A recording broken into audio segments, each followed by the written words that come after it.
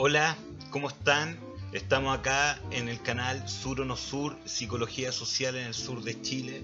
Yo soy Carlos Valle, ¿cierto? Psicólogo.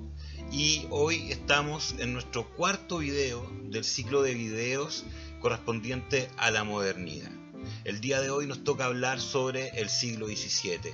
Con gran fuerza ocurren distintos elementos que marcan este siglo y que viene arrastrando elementos del siglo XVI a propósito del video número 3 que revisamos, ¿cierto?, en torno al Renacimiento. Bueno, hay ideas del siglo XVI y del Renacimiento que se marcan fuertemente en el siglo XVII, en la revolución científica del siglo XVII, ¿cierto? Y hay aportes tanto de la ciencia dura como de la filosofía en esta revolución científica que ocurre en el siglo XVII. Otro elemento importante en el que nos vamos a centrar es el arte barroco, ¿ok? Vamos a ver cómo el arte barroco nos lleva a un par de análisis incluso políticos, ¿cierto?, que nos van a permitir comprender la lógica del siglo XVII. Entonces, entre la revolución científica y la comprensión del arte barroco, vamos a tratar de dar una pequeña descripción del siglo XVII y cómo el pensamiento humano se va transformando, ¿cierto?, y complejizando a través de los siglos de la modernidad. Bueno, entonces probablemente se preguntarán por qué hay una imagen de una iglesia barroca, ¿cierto?, una representación desde la arquitectura, una propuesta desde la arquitectura barroca. Bueno, el arte marca fuertemente el siglo XVII por medio del arte barroco, un arte muy sobrecargado, como podemos ver en imágenes, ¿cierto?, que viene a decorar la iglesia y los palacios del siglo XVII. Ser barroco era estar de moda, era la tendencia, era la onda, era lo que se llevaba en el momento, ¿ok? Pero el barroco, en la pintura, en la arquitectura, en la escultura, ¿cierto?, presenta una gran importancia, sobre todo con respecto a las líneas, las formas, la idea del movimiento y la continuidad de las líneas también, ¿ok? Es muy importante el barroco sobre esa idea, sobre la idea de la importancia de lo decorativo, no dejar ningún espacio, ¿cierto?, tratar de cubrir de alguna manera la realidad con detalles estéticos decorativos, ¿ya? También aparece importante dentro de las ideas del barroco, ¿cierto?, principalmente, como vamos a revisar en la pintura y en la escultura, la importancia el efecto en el observador, de las impresiones de los rostros, el dramatismo de la escultura y la pintura. La representación, si bien en la época del Renacimiento el humanismo, el humanizar las figuras era lo más importante, bueno, el realismo se sigue manteniendo en el barroco, pero ahora con la importancia de la expresión, la emoción, el dramatismo, el transmitir una historia, ¿ok?, por medio del arte, resultaba muy importante en el barroco, ¿ok? Nos damos cuenta como los palacios también mantenían la misma lógica, ¿cierto?, que la iglesia. Era la tendencia, ¿ok? Era lo que estaba de moda. Y cuando me refiero al dramatismo, ¿cierto?, me refiero a las representaciones de los cuadros, principalmente cuadros ligados a la lógica de la iglesia, ¿ok? Iglesia católica por sobre todo. La representación de estas imágenes religiosas desde la emocionalidad, desde el dramatismo, el sufrimiento de Cristo, ¿cierto?, la representación de la última cena, un poco más oscura, ¿cierto?, todos con mucha pena, mirando a Jesús. Siempre la representación barroca en la pintura, por sobre todo, ¿cierto?, marcada por el dramatismo. Si estuviéramos en esta época diríamos, pucha, que le gustaba la novela al barroco. Sí, le gustaba la novela al barroco, le gustaba el dramatismo en ese sentido. Uno puede ver una obra barroca, una pintura, y va a haber una lógica relacional entre las distintas figuras del cuadro. Expresiones, emociones, intensidad, tonalidades, ¿cierto?, que tienden a ser más oscuras, mucho juego de sombras también en este arte en particular, ¿no? detalles importantes para considerar. Vamos de a poquito armando estas ideas y el tema es, bueno, pero ¿por qué está hablando del barroco? Para poder configurar la importancia del barroco vamos a partir hablando de una guerra que ocurre durante la primera mitad del siglo XVII, ¿cierto?, en la Europa occidental. Y esta es una guerra que parte por un origen doméstico. Los coletazos de Lutero en el plano religioso generan una dicotomía en Europa, ¿cierto?, que termina transformada en una guerra entre católicos y protestantes, ¿cierto?, que se conoce como la Guerra de los 30 años. Pero esta guerra surge por una lógica doméstica, un problema que se desata entre protestantes y católicos dentro de lo que era en ese tiempo el Sacro Imperio Romano Germánico, ¿no? Todo lo que después va a ser Alemania, antes Prusia, ¿cierto?, y etcétera. ¿Ok?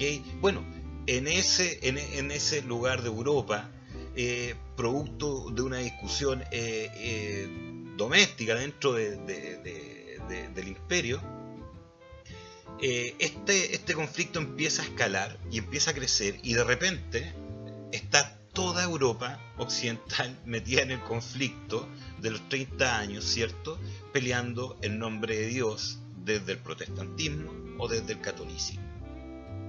¿Qué tiene que ver lo barroco con la Guerra de los 30 años de la primera mitad del siglo XVII?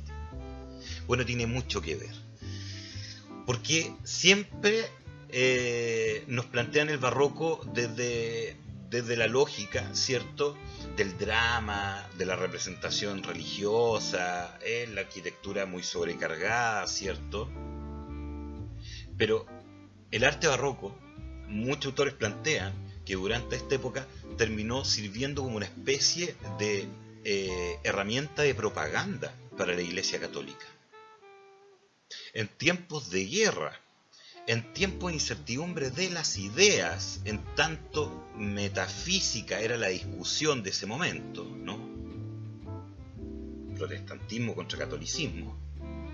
El barroco aparece como una propuesta artística política, aunque parezca extraño. Uno generalmente está preocupado de hablar de las lógicas de propaganda de gobierno o propaganda política, pensando en lógicas de la Segunda Guerra Mundial. Uno piensa en Goebbels, ¿no?, ministro de propaganda nazi. Uno piensa en la publicidad moscovita de la Guerra Fría. Pero generalmente uno lo lleva a ese plano, pero casi nunca uno lo orienta a entender que las lógicas de propaganda desde el arte están articuladas desde tiempos inmemoriales, y el arte barroco no escapó de esta lógica durante ese tiempo. ¿Ok? El barroco viene a levantar un discurso católico, a promoverlo de alguna manera. Aparece como una dimensión artística comprometida con una causa. ¿Ok? Durante esta época. Bueno, y la primera mitad del siglo XVII marcado fuertemente por los coletazos, ¿cierto?, de lo que significó Lutero en Europa, y termina en un conflicto en una escala continental, a propósito del conflicto que partió en el imperio romano germánico. Súper importante visualizar el barroco en esta época desde esa lógica también en su participación política, en su participación en la influencia de la percepción social. Muy, muy importante. Entonces el barroco no solamente comprendido como una noción estética, no solamente comprendido como una lógica dramática del arte llevado al plano religioso, sino que también como el levantamiento de un discurso político religioso en defensa de la matriz cultural católica.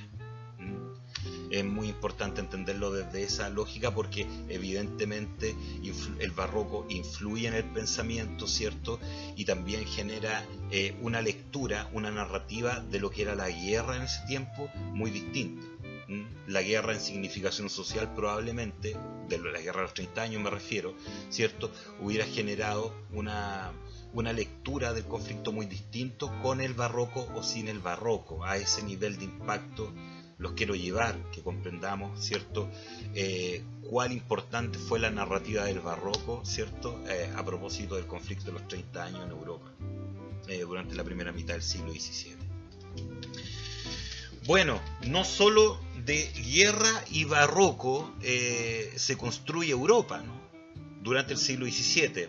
Los coletazos de Lutero, si bien marcan el conflicto de la guerra de los 30 años, bueno, también hay coletazos del Renacimiento, ¿cierto? De este renacimiento humanista del que estábamos hablando, que también marcan el siglo XVII, ¿no?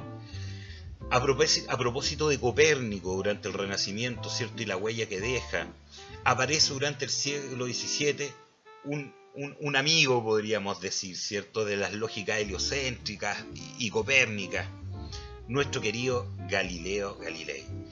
¿Cómo sufrió Galileo? A Galileo sí que le tocó difícil. Complejo ser Galileo.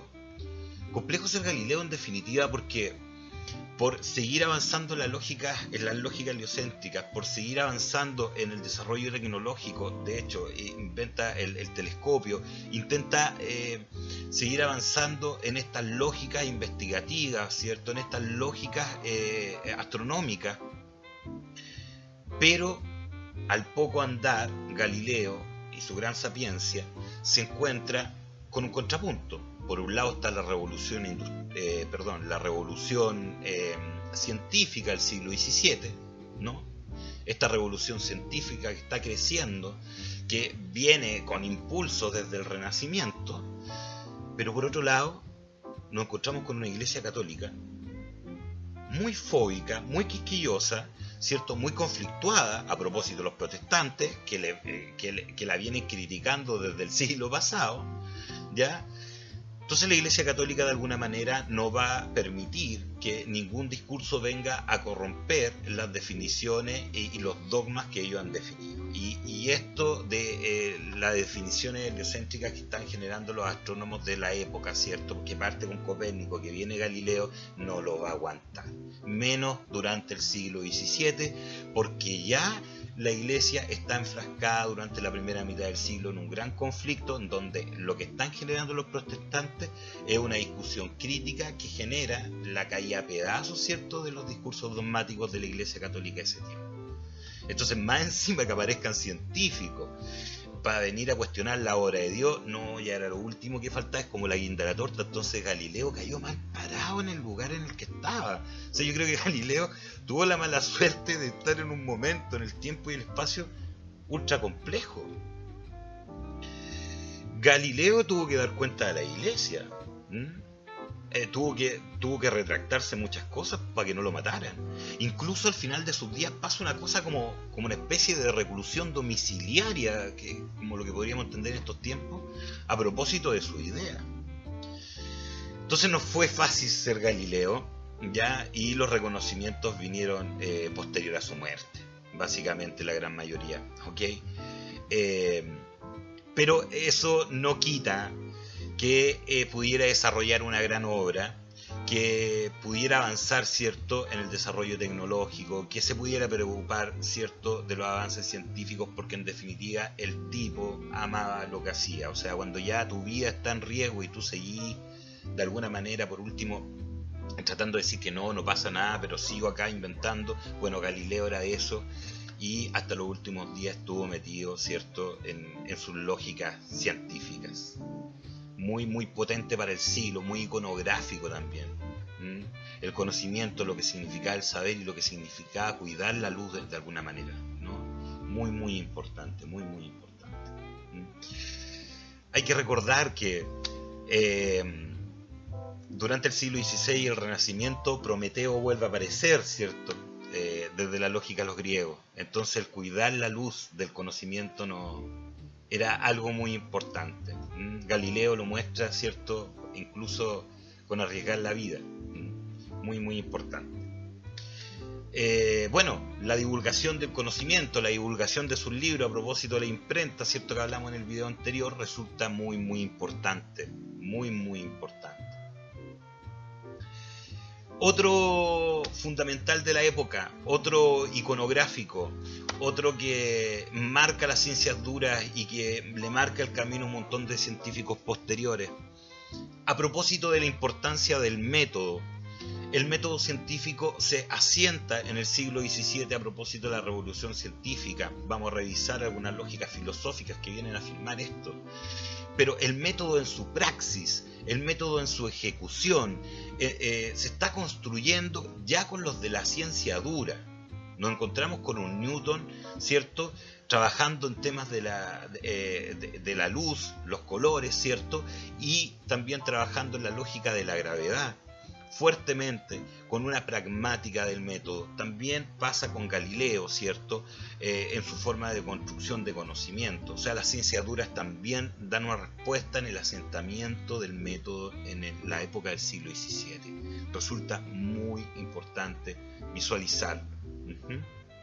Y aparte de las ciencias duras, ¿ya?, también nos parece muy importante recalcar dos miradas filosóficas que surgen en el siglo XVII y que vienen a marcar, ¿cierto?, y a terminar de detallar el método científico en este siglo, que se va a seguir desarrollando, ¿cierto?, posteriormente con otros autores, Comte, Kant, compañía, ¿cierto?, van a seguir manteniendo la discusión para desarrollar un método científico mucho más acabado y elaborado.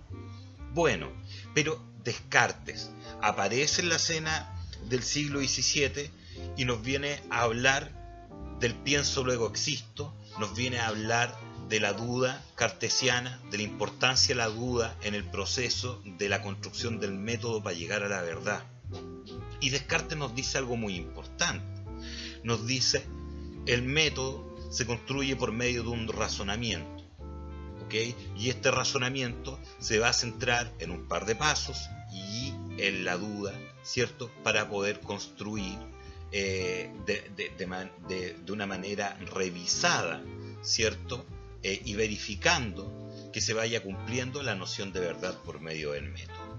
Entonces, Descartes nos habla de la construcción de un método para llegar a la verdad por medio del razonamiento humano, por medio del razonamiento eurocéntrico. Se va a construir esta lógica del razonamiento en la lógica cartesiana, y esto va a significar que el método, desde la lógica del razonamiento, ¿cierto?, se construye desde una perspectiva intrapsíquica. Es el hombre y su razonamiento, su construcción mental, la que va a influir en el desarrollo de una noción de verdad metódica. Entonces, durante el siglo XVII aparece una versión filosófica que sustenta la idea de un método también, ¿no?, y un método situado en el razonamiento. ¿Y qué va a movilizar esta construcción del método? La noción de la duda. Muy importante. La filosofía no se queda en Descartes. De hecho, Descartes tiene una contraparte en esta época. La filosofía se da el gusto de discutir con dos posturas. Y esto sí va a traer coletazos posteriores. Vamos a hablar de la otra postura y explicamos, ¿cierto?, los coletazos que van a ir ocurriendo. Parece muy importante, en función de esto, decir que el pensamiento René Descartes, ¿cierto?, aparece de manera muy potente y reafirma esta idea que ya se estaba construyendo en el Renacimiento, que es este hombre que deja de ser espectador de la obra de Dios y empieza a ser constructor de su propio destino. Descartes, con la construcción de su obra, ¿cierto?, y especialmente el discurso del método, deja en claro que ese es el camino del ser humano, en donde tiene que generar su construcción del conocimiento, buscar un proceso, ¿cierto?, hacia la iluminación, digamos, del saber. Bueno, a propósito de lo que les comentaba de esta contraparte filosófica, ¿sí?, Descartes nos está hablando básicamente de que el método se puede construir para llegar a la verdad por medio del razonamiento, ¿cierto?, y la duda.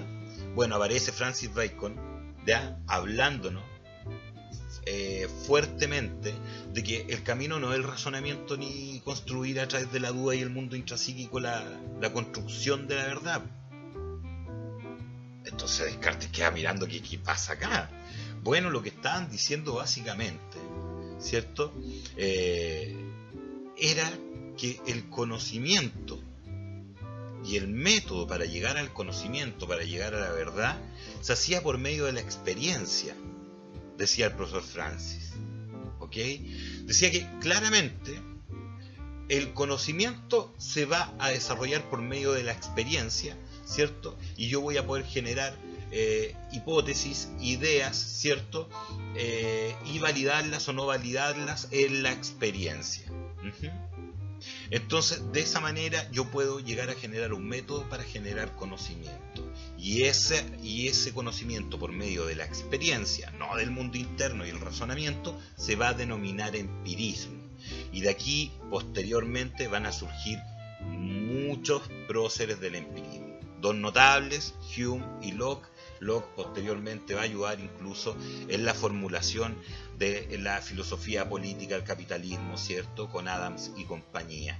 Entonces nos vamos dando cuenta que de aquí para adelante empiezan a aparecer líneas que incluso nos dejan comprender transgeneracionalmente la filosofía actual. Ya empezamos a ver, ¿cierto?, algunas matrices que empiezan a teñir la filosofía actual claramente. Racionalismo, empirismo, hasta los días de hoy van a marcar de alguna manera la filosofía y la ciencia. Entonces vemos que la filosofía tiene esta gran discusión en torno al método en el siglo XVII. ¿Hay método? Sí, hay método. ¿Hay verdad? Sí, hay verdad. ¿Cómo llegamos? Ahí estamos. Tenemos un problema. Parte de Europa está diciendo que se hace por medio de la experiencia. Parte de Europa está diciendo que se hace por medio del razonamiento. Así que en eso estaba la discusión en ese tiempo, una discusión mucho más elaborada, ¿cierto?, con respecto a la ciencia, con respecto al método y con respecto a la filosofía. Grandes posturas de filosofía, ¿cierto?, se empiezan a presentar en la discusión de las cúpulas intelectuales de la época.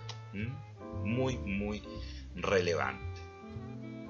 Bueno, el día de hoy quise hacer una revisión, ¿cierto?, del siglo XVII, de dos elementos importantes que marcan el pensamiento de la época. El arte barroco, ¿cierto?, hizo influencia incluso política a propósito de la guerra de los 30 años, y la revolución científica, ¿cierto?, levantada por grandes de las ciencias duras, ¿cierto?, como Newton, como Galileo, y dos cracks de la filosofía, ¿cierto?, como el profe Francis Bacon o el profesor René Descartes. Bueno, vamos a seguir con nuestro ciclo de la modernidad. Vamos a ver el próximo video del siglo XVIII, ¿ya? Y les pido que le den like y se suscriban al canal. Recuerden que esto es Sur o No Sur, psicología social desde el sur de Chile. Nos vemos en el próximo video, espero que estén muy bien. Saludos. Chao, que estén muy bien, nos vemos.